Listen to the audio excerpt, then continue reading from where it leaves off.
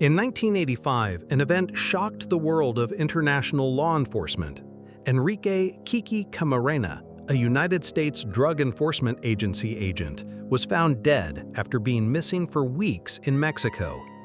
This case exposed the world to the power of drug cartels and widespread government corruption. In this video, we explore Kiki Camarena's life, duties, and sacrifices, as well as the impact of his tragedy. From his early life, his career as an agent, to the legacy he left behind, this story is a crucial part of the history of the war on drugs.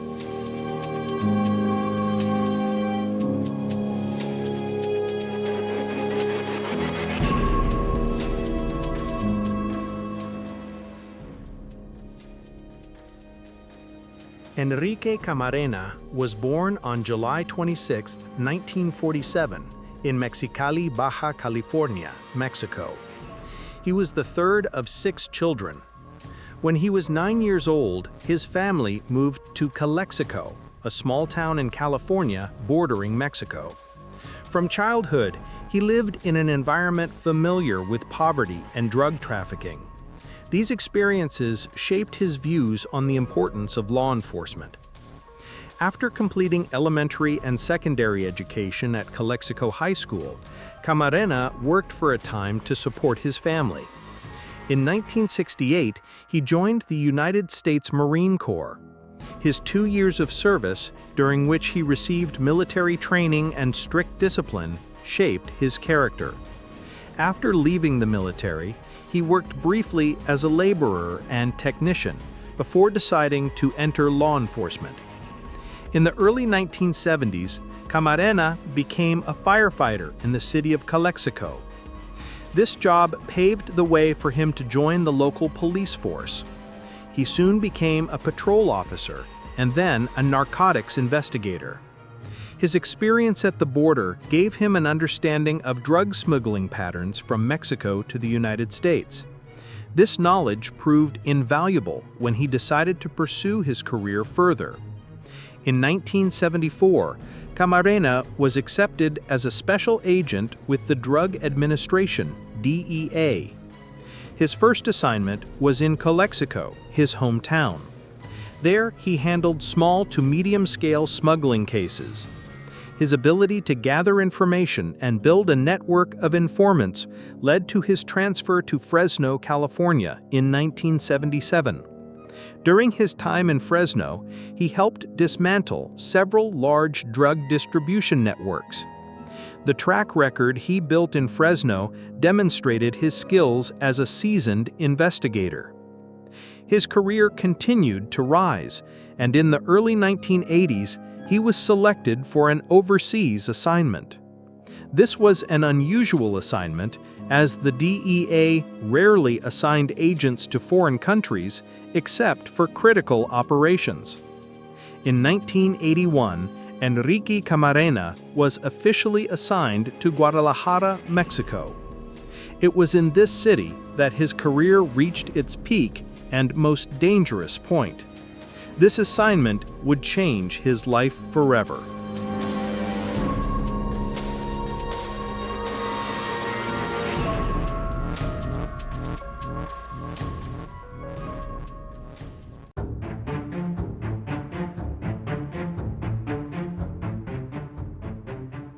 In the early 1980s, the DEA office in Guadalajara was dealing with an increasingly sophisticated cross-border drug traffic. Enrique Camarena joined a small team focused on mapping the city's main organizations. His task was clear: identify the decision-makers, money flows, logistics routes, and production points that supported their massive operations. He worked from a residence office, not from a command post, so all steps had to rely on field data and a network of trusted sources.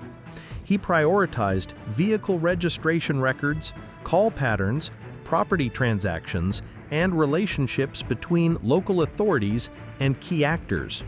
The power map he compiled placed 3 figures at the top: Miguel Angel Felix Gallardo as coordinator, Ernesto Don Neto Fonseca as the operational manager, and Rafael Caro Quintero as the large-scale marijuana production manager.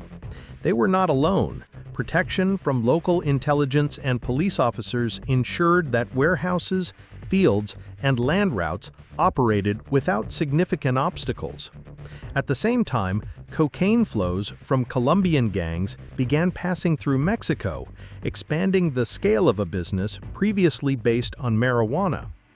Camarena chose a phased approach, corroborating informants, comparing stories across sources, and then pinpointing locations that consistently appeared in reports.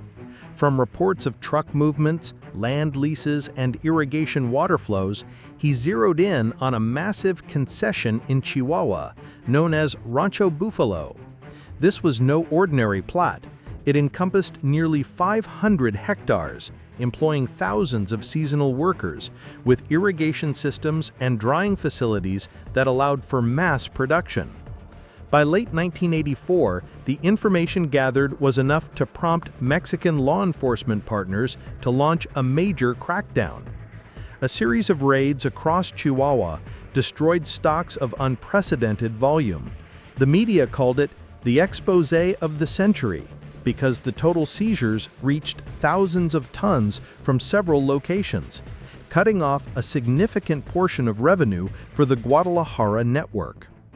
The impact was immediate: financial losses, distribution disruptions, and a blow to the reputations of the leaders. Meanwhile, pressure on field agents increased sharply. Camarena and his colleagues realized that the next step wasn't just about closing the production gap, but also managing the risk of retaliation from the injured party. From then on, every source meeting, every business trip, and every internal communication had to be assessed for security.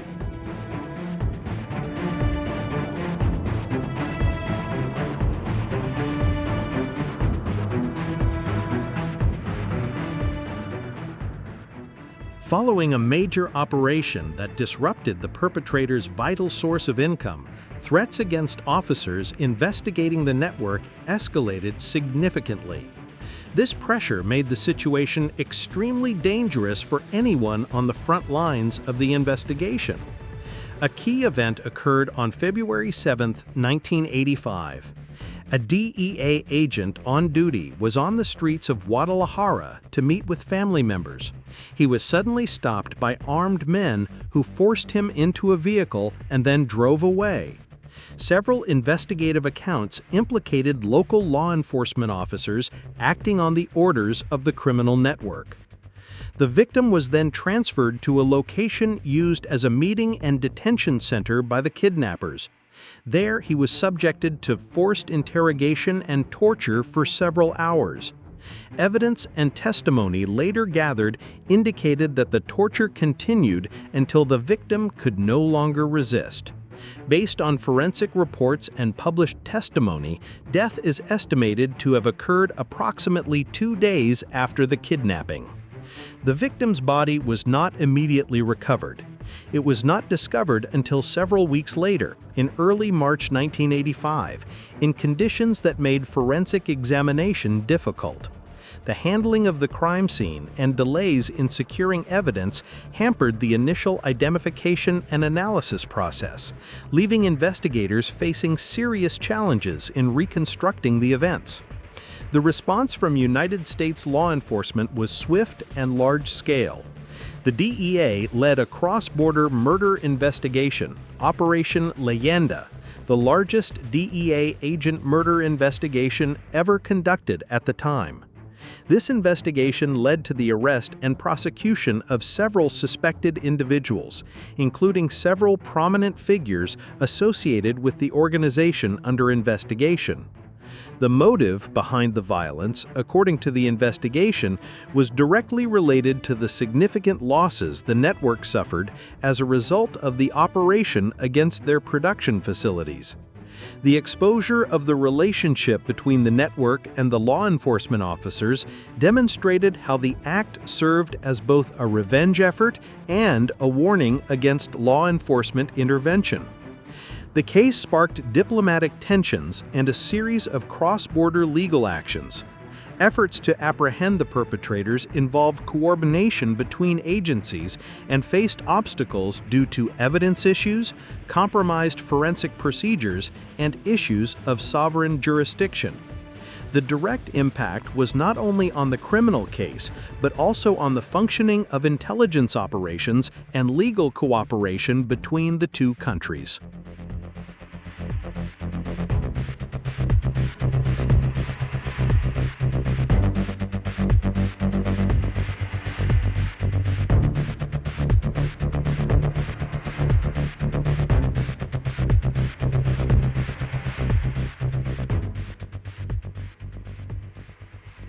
Kiki's death sparked a swift response from American law enforcement. Federal agencies deployed a special team to investigate the murder, an internationally coordinated operation that became one of the largest and most complex murder probes ever conducted by U.S. agencies. The team worked with partners in Mexico, collecting evidence, interviewing witnesses, and tracing the connections between the perpetrator and the officers suspected of involvement. In the public sphere, the response morphed into a prevention movement. School communities and community organizations took the initiative to encourage young people to stay away from drugs through an annual campaign using ribbons as symbols. The program quickly grew and was later adopted nationally as a tool for education and awareness of the dangers of drugs, becoming one of the most recognized prevention initiatives in the United States. The institutional impact was also tangible. Kiki's name was immortalized in a foundation focused on anti-drug education and scholarships for students. The organization funded prevention activities in schools and provided support to the families of fallen officers. Furthermore, numerous awards and official recognition were given to law enforcement officers who demonstrated exceptional dedication to combating drug trafficking. These awards bear her name as a symbol of sacrifice. In terms of legal and bilateral relations, the case changed the dynamics of cross-border law enforcement cooperation. Prosecution efforts against high-ranking figures in the smuggling network were lengthy, including the arrest, detention, and transfer of several suspects to U.S. courts in the following decades. Recent developments signal a heightened priority on bringing high-profile suspects to justice abroad, a move that also sparked diplomatic and legal discussions about detainee transfer procedures. The case also generated public and internal debate within the security forces about intelligence practices, informant protection, and the limits of interagency cooperation. Academic reviews and official reports highlighted operational lessons, including the need for communication security, safety protocols for agents in the field, and procedures for collaborating with foreign law enforcement that minimize conflicts of interest. In short, the consequences of the agents' actions were not limited to a single criminal case. They sparked community-level deterrence policies, the strengthening of transnational investigative mechanisms, the creation of institutions and awards in his name, and a long-running debate about intelligence practices and accountability. These impacts affected families, law enforcement institutions, and the public's understanding of the dangers of smuggling networks, impacts that persist decades after the events.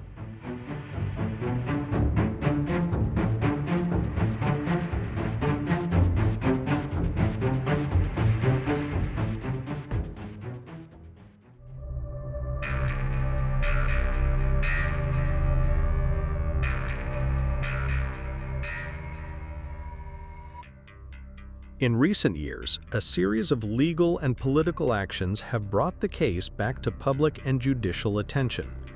In late February 2025, Mexican authorities handed over 29 individuals suspected of being involved in the drug ring to the United States, including Rafael Caro Quintero, as part of a process to transport detainees to U.S. justice. After arriving in the United States, Caro Quintero appeared in federal court in the Eastern District of New York. The charges he faced included leadership of an organized crime network, international drug trafficking conspiracy, and charges related to the murder of a law enforcement agent in the 1980s. He pleaded not guilty at the initial hearing. This process placed the long-standing case back on the U.S. judicial docket with pretrial hearings, evidence exchanges, and the potential for significant maximum sentences. Amidst this process, the U.S. Department of Justice began handing over audio recordings related to the torture and death of the agent at the center of the case. These audio recordings were assigned to the case file and are currently being processed in court, a move that has the potential to add technical evidence, clarify the chronology of events, and reopen some disputed details. In addition to the criminal action, the families of the deceased filed civil lawsuits in California federal court against the groups and individuals allegedly responsible, including names of longtime network figures. The lawsuits leveraged new policy designs and legal tools that allow for civil claims against banned organizations, seeking damages and civil liability for the events that befell their family members. Another development that sparked public discussion was the release of one of the longtime figures previously imprisoned for involvement in the 1980s. In April 2025, Ernesto Don Neto Fonseca Carrillo was released after serving decades in prison, a decision that elicited a range of reactions, from protests by victims groups to concerns about how the perpetrator's past would impact future enforcement efforts. The events that befell Enrique Kiki Camarena were not just the story of an agent killed in the line of duty, but also a turning point in the fight against international drug trafficking. The extensive investigation, lengthy legal proceedings, and subsequent public awareness movement demonstrate the far-reaching impact of his sacrifice. To this day, his name remains a reminder of the grave risks law enforcement officers face and the importance of cross-border cooperation to combat organized crime networks. While his case continues in the courts and the public sphere, one thing is clear: his courage leaves an unforgettable legacy.